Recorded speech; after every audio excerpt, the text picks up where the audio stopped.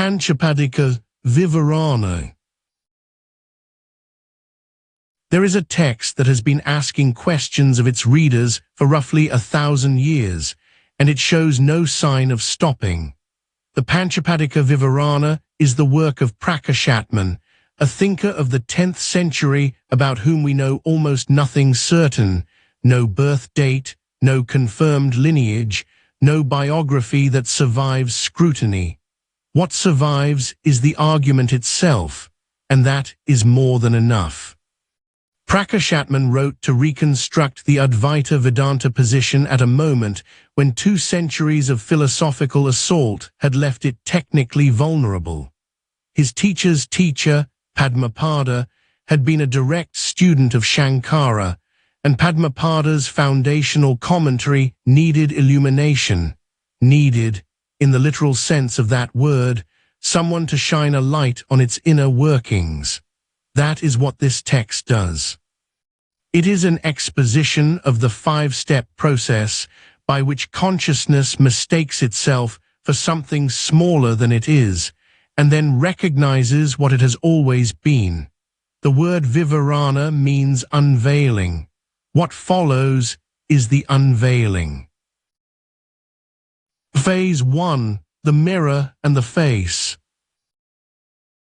The dualist brings his challenge to the table directly. You say the soul and Brahman are the same, he insists, but look at the evidence. The soul is miserable, small, subject to change and suffering. Brahman is said to be bliss, infinite, unchanging. To declare these two identical is to ignore everything we can observe. They must be 2 different substances entirely. Prakashatman's answer begins with an image. You are looking at the glass, he says, but you have forgotten the sun. The soul, the individual self we experience as ourselves, is not a separate being at all. It is a reflection, and the physics of reflection, examined carefully, dissolve the apparent contradiction. Consider the sun reflected in a bucket of water. The water is dirty, small, agitated. The reflection appears dirty, small, agitated. The sun in the sky remains pure, vast, utterly still. The misery and smallness of the individual self are not facts about your being. They are optical distortions produced by the mirror of mind and matter. You do not need to fix the reflection. You need only to recognize that you are the sun standing outside the bucket. Some say the soul is a part of Brahman, the way a leaf is part of a tree. Prakashatman cuts this off cleanly. If Brahman has parts, Brahman can be broken. If Brahman can be broken, it is subject to time and decay. A reflection is not a piece of the face. The whole face is present in the mirror, and the face remains unchanged outside it. The one becomes many without losing its oneness. The skeptic then asks whether the reflection is real or unreal. In this school, the answer is that the reflection is real, because the substance seen in the mirror is the original face itself. The mirror is false. The relationship between mirror and face is false, but the light being reflected is the one reality. You are real because Brahman is real. Your existence is not a lie. Only your limitation is a lie. The practical consequence is this: stop trying to polish the reflection to make it holy. The reflection will always be subject to the ripples of the water. Look away from the bucket. Look up at the sun. Recognition is the moment the reflection realizes it is the reflected. Phase 2. The locus of the shadow. The next challenge comes from within the Advaita tradition itself, from the Bhakti school. If ignorance hides Brahman, the Bhakti scholar argues, and Brahman is pure light, while ignorance is darkness, then light and darkness cannot inhabit the same space. Therefore, ignorance must live in the individual soul, who is already confused. Prakashatman calls this a geometric error. You believe the shadow is an enemy of the light, but a shadow is a parasite of the light. A shadow cannot fall on a stone in total darkness. It can only appear where there is a beam of light. The question of where ignorance lives requires careful handling. If you say the individual soul is the host of ignorance, you have walked into a circle with no exit. The individual soul is produced by ignorance. Ignorance lives in the individual soul. You cannot have a house built on its own roof. The soul is a result of the optical error, not the cause of it. Therefore, the only entity that exists before the error begins is pure consciousness. Consciousness is the host of ignorance. It is the unmoving screen that supports the film of darkness. What does ignorance hide? It cannot hide the world, for the world is already a product of ignorance. It cannot hide nothingness. Ignorance hides the very light that supports it. Brahman is both the host and the hidden. Think of a cataract in the eye. The eye is the host, for the cataract lives in the eye. The eye's own vision is what the cataract hides. But does this mean Brahman is contaminated by ignorance? Consider a mirror. On the back of the glass there is a layer of silvering. The silvering is attached to the glass. The silvering prevents the light from passing through. But does the silvering change the nature of the glass? No. The glass remains transparent and pure. Brahman is the host of ignorance only in the sense that the sun is the host of clouds. The clouds depend on the sun's space, but the sun is never made wet by the rain. The paradox dissolves. Pure consciousness is the host of ignorance. Pure consciousness is the thing hidden by ignorance. The host remains untouched by its guest. The darkness you feel is a structure of information supported by your own light. You are the witness of the shadow. The silvering is on the back of the mirror. It does not touch the eye that looks into it. Phase 3. The positive phantom. A logician now insists that ignorance is merely the absence of knowing, a lack of information, nothing more substantial than the absence of a jar on a table. How can a nothing act as a wall? How can a vacuum produce the vivid sensation of pain or the solidity of a mountain? Prakashatman's response is that this misdiagnoses the darkness. Ignorance is not a lack of information. It is a positive obstruction, a functional something that possesses the power to hide and the power to distort. If ignorance were a mere void, it could never be the material cause of a vivid universe. The clinical proof comes from deep sleep. When you wake, you say you slept happily and knew nothing. That statement is a memory.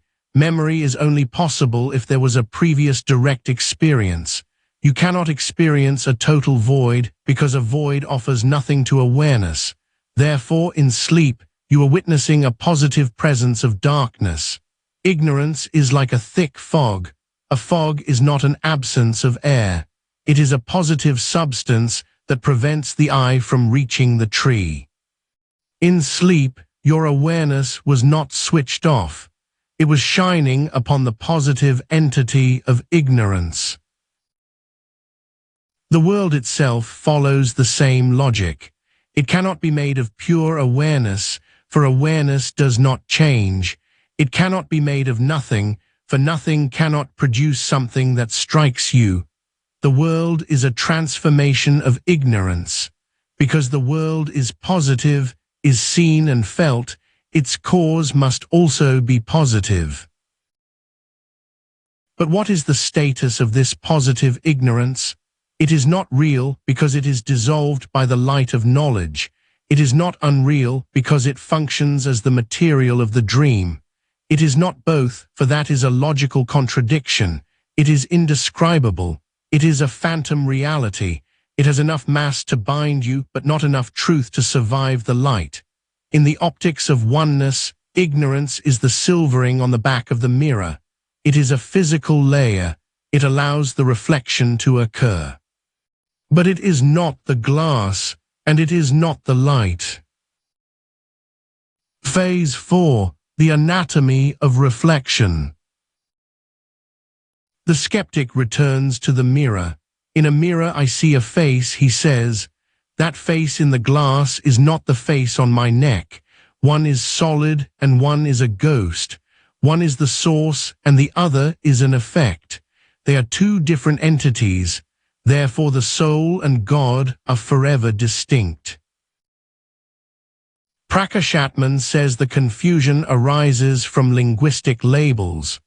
You believe that because you have two names, original and image, you have two substances. This laboratory examines the substance of the glint. If the reflection is a new object, he asks, where is it located? In the mirror. If you break the mirror, do you find reflection substance inside? No, on the surface. If you wipe the surface, do you wipe away the reflected thing? No, the reflection has no independent locus. It possesses no atoms of its own. If it were a new object, it would have to occupy space and possess weight. Since it does neither, the theory that the reflection is a new object is a logical hallucination. The Vivarana standard is this. The reflection is the original substance appearing as if located elsewhere. Look at your face. Usually you cannot see your own eyes. The mirror does not create a second face. It reverses the direction of the light. The substance, your face, is real. The location, the mirror, is false. The defects, the shaking and the dirt on the glass are false. You are the sun reflecting in the water. When the water ripples, the sun seems to shake. Does the sun in the sky shake? The substance does not shake. The appearance does. Some Advaitins say the reflection is a total fake, a mere semblance of consciousness. Prakashatman corrects this gently but firmly. In this school we do not say the individual soul is fake. We say the individual soul is Brahman himself misidentified with a coordinate. If you call the reflection fake, you weaken the seeker's sense of identity. If you realize the reflection is the face, you reclaim your sovereignty at once. The soul's apparent limitation is the error. The existence of the soul is the absolute truth. Phase 5. The sovereign split.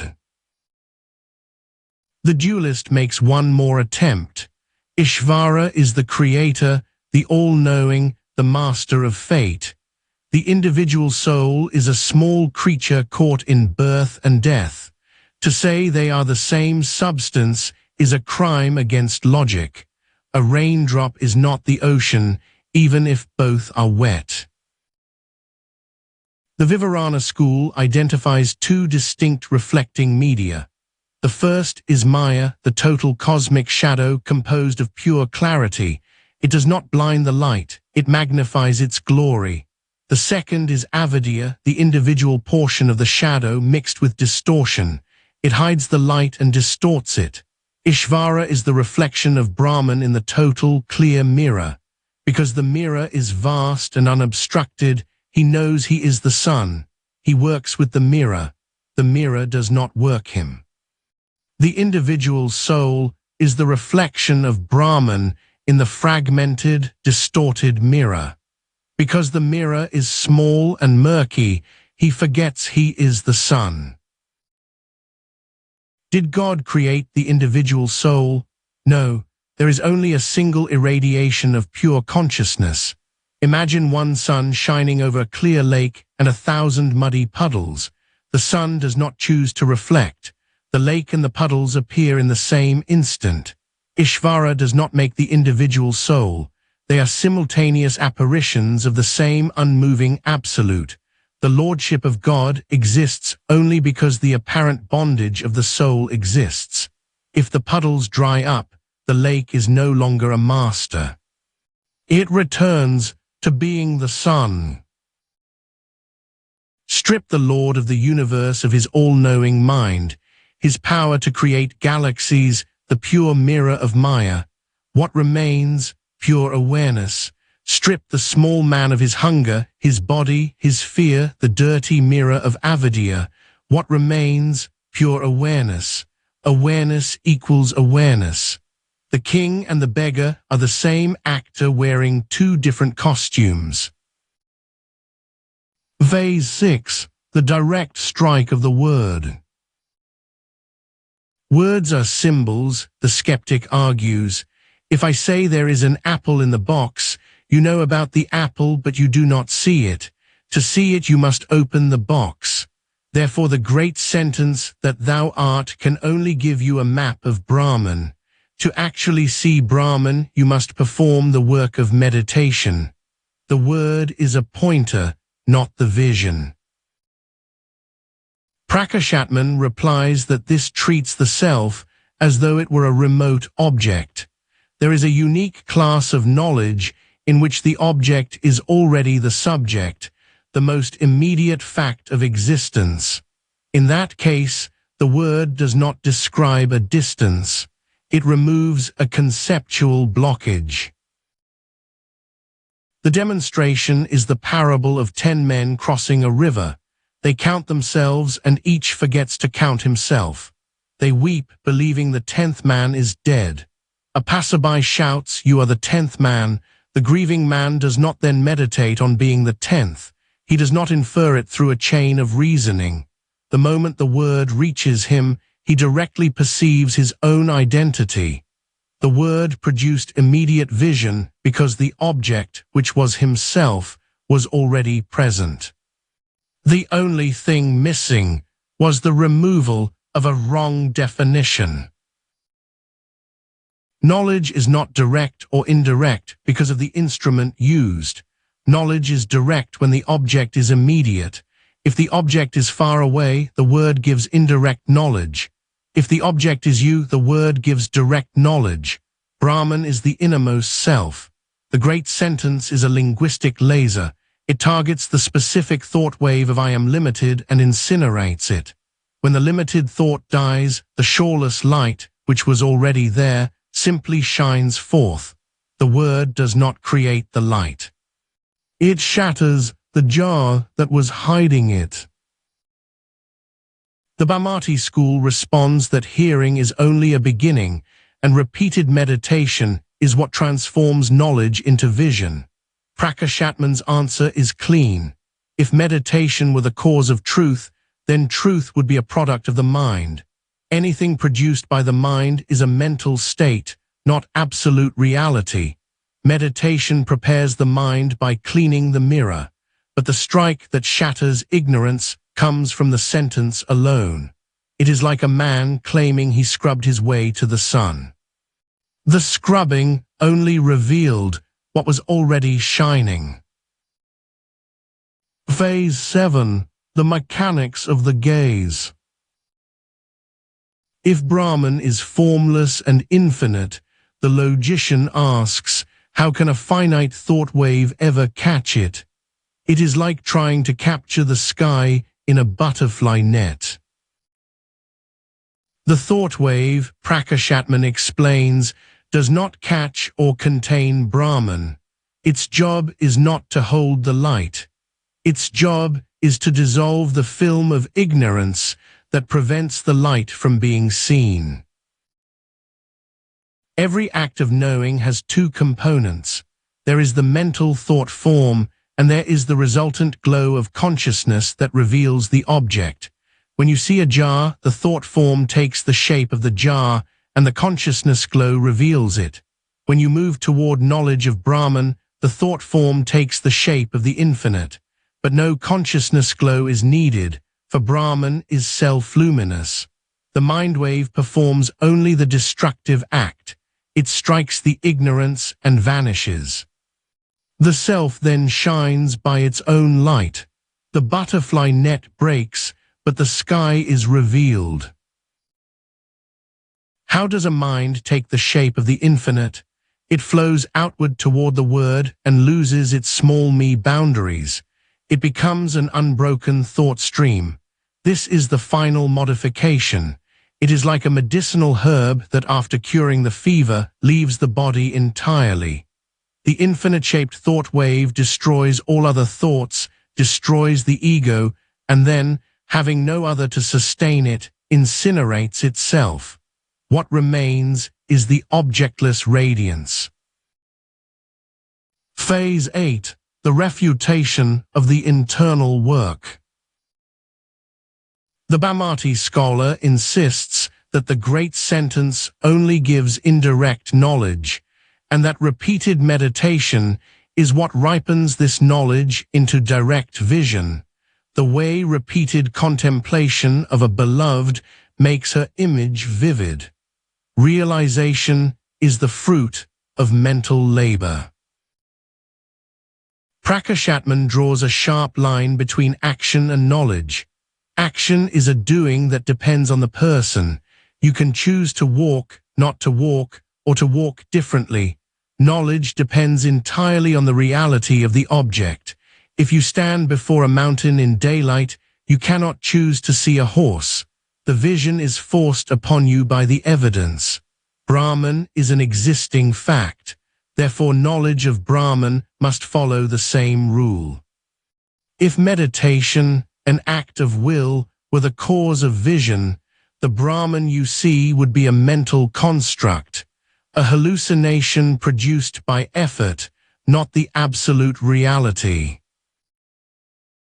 The opponent argues that the scriptures command the seeker to meditate on the self, and where there is a command, there must be a work to be done. Prakashatman clarifies the function of such commands. They are not the cause of vision. They are directives intended to turn the mind away from the noise of the world. The command cleans the lens. The great sentence provides the light. The vision happens because the light hits the clean lens. The work ends at the mirror's surface. It cannot enter the light. To say you meditate your way to God is like a man claiming he scrubbed his way to the sun. Why then do we not all wake up the moment we hear the word? The delay is not a lack of work, but a lingering obstacle. If a man's eyes are covered by cloth, no amount of meditating on the sun will help. He must remove the cloth. Once the cloth of doubt and body identification is removed, the word strikes with instantaneous clarity. The word is a direct instrument. If the conditions are met, the result is a flash, not a growth. Phase 9. The substratum of the dream. The world is real because it is here, the dualist insists. I can see the mountain, touch the earth, measure the sea. These things do not need your Brahman to exist. They stand on their own feet. Existence is a property of the object itself. Prakashatman draws a distinction between essential being and borrowed being. The world is a linguistic parasite. It possesses no is-ness of its own. It appears to exist only because it is grafted onto the unmoving tissue of the Absolute. Look at your perceptions. The jar is, the cloth is, the tree is. What is the invariable factor here? The jar, the cloth, and the tree are variables. They change, they break, they vanish. But the is remains constant. It is the unmoving thread upon which the beads of form are strung. The existence you feel in the object belongs to the substratum. The form belongs to the superimposition. The world is like red-hot iron. The heat belongs to the fire. The iron belongs to the cold metal. Ignorance makes you believe the iron is naturally hot. Wisdom reveals that the isness of the world is the fire of Brahman glowing through a cold shadow. If the world is false, why not say it is a total vacuum? Because a total void cannot support an illusion. You cannot see a snake where there is nothing. You only see a snake where there is a rope. The rope provides the reality base. The dim light provides the ignorance veil. The snake provides the false appearance. The world is the snake. Brahman is the rope. The world looks solid because it is resting on the infinite solidity of Brahman. The world borrows its palpability from the truth. Brahman is the canvas. Ignorance is the stiff ground applied to the canvas. The world is the paint. The paint cannot hang in the air. It must adhere to the canvas. Yet the canvas is never made wet by the painted ocean, nor burned by the painted fire. If you remove the canvas, the painted figure vanishes. If you remove the painted figure, the canvas remains. You are the eternal canvas. The world is a painted agony that does not scratch the fabric of your being. Phase 10. The physics of manifestation. If Brahman is unmoving and without desire, how does a world appear? If ignorance is just a veil, why does it not simply hide the light? Why does it project a complex, orderly theater of stars and souls? Ignorance is not a dead wall. It is a vibrant potentiality. Just as a man in a stupor does not choose to dream, but the dream unfolds because of its own momentum, the universe unfolds as a natural secretion of awareness through the lens of the shadow. The cosmic engine has two gears. The first is the concealing power. This is the primary infection. It makes the infinite look like a void. It creates the amnesia of the self. The second is the projecting power. Once the truth is hidden, the shadow projects name and form into the vacuum. The projection cannot happen without the concealment. If you saw the rope clearly, you could never project the snake. The physics of manifestation is the act of the shadow filling the space left by the forgotten truth. How does the many come from the one? There is the seed, the unmanifested, the shadow in its state of sleep. And there is the sprout, the manifested, the shadow in its state of vibration. The world is an appearance, not a transformation. In a transformation, as when milk becomes curd, the substance is changed. In an appearance, as when the rope appears as a snake, the substance stays pure. The stars appear, the galaxies spin, the souls suffer, but in the mass of awareness, not a single atom has moved. Creation is a visual distortion of the unmoving absolute. Who manages this projection? Ishvara is the consciousness associated with the total projection. The individual soul is inside the dream, a slave to the projection. Ishvara is the master of the projection, the consciousness that remains awake while the dream plays out. But his lordship is itself the reflection of Brahman in the pure cosmic mirror of Maya. He is the architect only because the plan, the shadow, exists. Both the Lord and the soul are optical events occurring in the unconditioned sun of the self.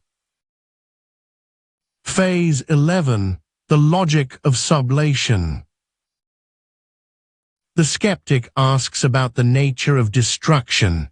You say knowledge destroys ignorance, but destruction usually means breaking something with force. If knowledge is just a thought, how can it have the physical force to smash a world? Does enlightenment require the end of the universe? Prakashatman distinguishes between physical destruction and cognitive sublation. We do not break the world. We cancel the claim of its reality. Sublation is not an act of violence. It is an optical correction. When the lamp is brought, the snake does not die and leave a corpse on the floor. The snake is revealed to have never been there. Sublation is the realization that the perceived object is absolutely non-existent in the substratum where it appeared, across all three periods of time. Knowledge does not change the world. Knowledge discovers the absence of the world's independence. The world was zero. The world is zero. The world will be zero. The wake-up is the collapse of duality. You stop being a resident of the mirage and realize you have always been the sand. The mirage water persists for the eyes, but it has lost its power to deceive the heart. How does the individual soul find freedom? The mirror of ignorance is removed. The reflection ceases to be a reflection. Does the reflection then travel to the face? No, the reflection was always the face, appearing under condition. Liberation is the removal of the condition. It is like breaking a jar that contains space. The space inside the jar does not travel to join the space outside. It simply realizes it was never anything else. The two was a visual artifact of the clay. The student asks why the world is still visible after this realization. Why is the body still here? Consider a man cured of jaundice. He knows the snow is white. Yet because of a lingering defect in the eye tissue, the snow still looks yellow to him. He has the vision of yellow. He has the certainty of white. The sage is the one who has certainty of Brahman, while the vision of the world persists as a harmless optical echo. The body is a burnt rope. It retains the form of a rope, but can no longer bind anything. The shadow is still there, but the object that cast the shadow has been identified as a ghost. Vase 12. The sovereign silence. The final question is the most natural one. If there is no mirror and no world, is there anything left but a dark void? If the I vanishes, who is there to enjoy the freedom? This question arises, Prakashatman says, from the linguistic fear of zero. The end of the two is not the beginning of nothing. It is the beginning of fullness. The I that vanishes is the reflected ghost. The I that remains is the luminous substance. Sovereignty is not an experience you have. It is the residue of what you are once. The optics of duality have been seen through. The state of the Absolute is a solid, partless mass of awareness, without inside or outside, for there is no longer a second substance to provide a boundary. It is not a void, for it is the witness of the void's impossibility. It is not a thought, for it is the foundation upon which all thoughts were projected. It is bliss, but not the bliss of feeling good. It is the bliss of total non-occurrence, the peace that remains when the very idea of something happening has been logically dissolved. The final verdict on identity is this: the individual soul was never a part of Brahman. It was Brahman under a condition. The error is I am a small reflection. The correction is I am the sun. The final truth is there was never a reflection and there was never a sun. There is only light. Even the logic of the reflection must eventually be discarded. We use the mirror metaphor to dissolve the apparent reality of the world. We use the reflection metaphor to dissolve the apparent separateness of the soul. Now we use silence to dissolve the metaphors themselves. Like the medicinal herb that leaves the body after curing the fever, the Vivarana logic dissolves once the identity is established. If you are still thinking about reflections, you are still holding the mirror. Drop the mirror. Stand in the shoreless radiance. The expedition is complete. The light is self-valid. It needs no second mind to prove it exists. The shadow is functional. Ignorance is a positive power that projects the world, but it has no life of its own. Identity is immediate. The waking is a change of definition, not a change of location. The world is a luminous play occurring inside your own unmoving awareness. You are the foundational isness. The reflection is real because the face is real, but the face alone remains.